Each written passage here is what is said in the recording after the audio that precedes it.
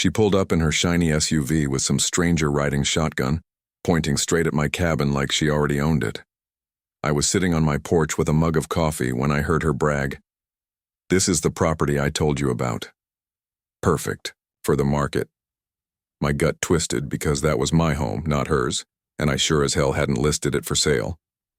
The man beside her looked lost, clutching a clipboard as he asked, "So the owner's inside?" She smirked and shot back, "Don't worry about him. I run this neighborhood." My jaw clenched as I watched them stroll toward my gate like they had a deed in their pocket. My dog barked furiously, picking up my anger, but I hushed him with a raised hand.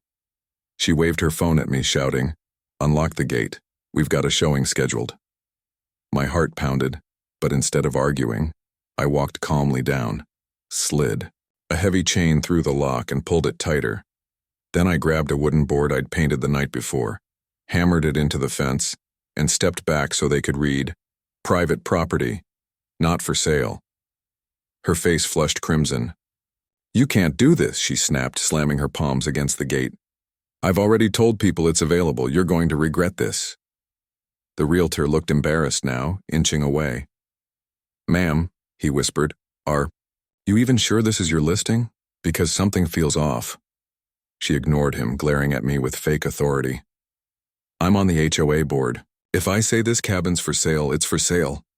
I leaned closer to the gate, lowering my voice just for her. "Then you're about to find out how wrong you are." Her eyes widened when I pulled out my phone and hit record. Pointing the OA camera at her red face, I spoke loud enough for the realtor to hear. "This woman is trying to sell my home without my consent." The realtor's jaw nearly hit the ground. "Wait, you're the actual owner?" he asked. I held up the deed I'd grabbed earlier, still in its plastic sleeve. "Of course. Here's the proof." His face twisted with shock as he turned to her. "You told me you had authorization. You even signed documents claiming this was yours. To list." Karen stammered. "Well, it is. I mean, it will be. He doesn't even belong here. This land's HOA controlled." I laughed bitterly. "Funny thing, you weren't even around when this cabin was built. Your HOA doesn't mean a thing here." The realtor backed away, realizing he'd been dragged into a scam. "This could cost me my license," he muttered, hurrying to his car. That should have ended it. But Karen wasn't done. She whipped out her phone and barked, "You'll see. I'll have the police here in minutes."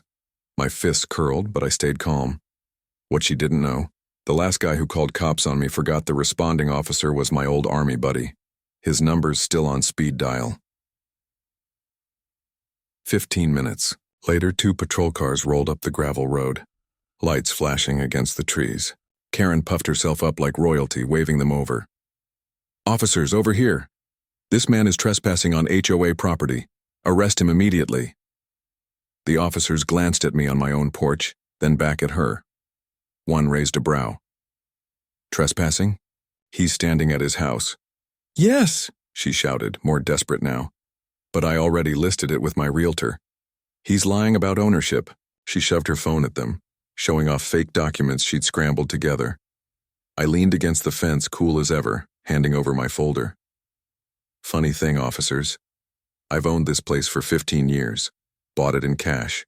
No mortgage. No HOA contracts." The taller cop scanned the deed, then shot her a cold stare. "Ma'am, these are county clerk records.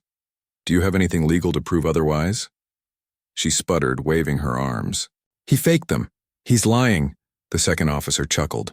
"So you're accusing the county clerk's office of fraud? That's a first."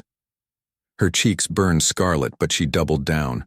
"Fine, then I'll press charges for harassment. He threatened me."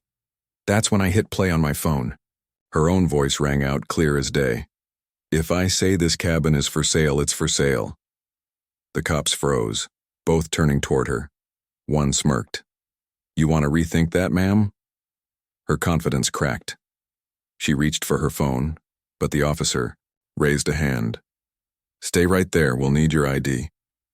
Reluctantly, she pulled out her wallet, cursing under her breath. Within minutes, the radio crackled. "Subject has prior complaints of fraud and harassment in neighboring counties." The officer's jaw tightened. "So this isn't your first scam?" Karen's face drained. Those were lies, misunderstandings. I was helping the community. I crossed my arms. By selling homes you don't own? Her mask slipped and she snapped, "Nobody cares for this place like I do. You don't deserve that cabin, you barely use it. I keep property values high." The cop cut her off. "Ma'am, impersonating a property owner, filing fake listings, and trying to sell real estate you don't own. That's felony fraud. You're not going anywhere." "No, you don't understand," she cried, spinning toward the car. "I have connections. The HOA will back me up." That's when I pulled out a second phone. I'd set up a hidden camera at the gate before coming down. I pressed play, showing her earlier brag. "This is the property I told you about. Perfect for the market." The officer's eyes hardened. "Ma'am, hands behind your back." The snap of the cuffs echoed through the woods. But it wasn't over. Karen twisted in their grip, screaming, "You can't do this! The HOA board will clear me, they promised." Moments later, another SUV pulled up. Out stepped 3 HOA board members in business suits, looking irritated. Karen shrieked, Tell the cops I had every right." But the board froze when they saw my camera still rolling. One muttered, "She actually went through with it." Another sighed, "We told her not to push it this far." The officer raised a brow. "So, you knew about this scheme?" Their eyes darted everywhere but mine. I held up my phone. "Don't bother denying it. It's all recorded," the woman snapped. "You can't release that. It'll ruin the HOA's reputation." I smiled. "That's the idea." Karen lost it from the back seat, screaming at the board. "You cowards. You said we'd split the money." She'd confessed before realizing who was listening.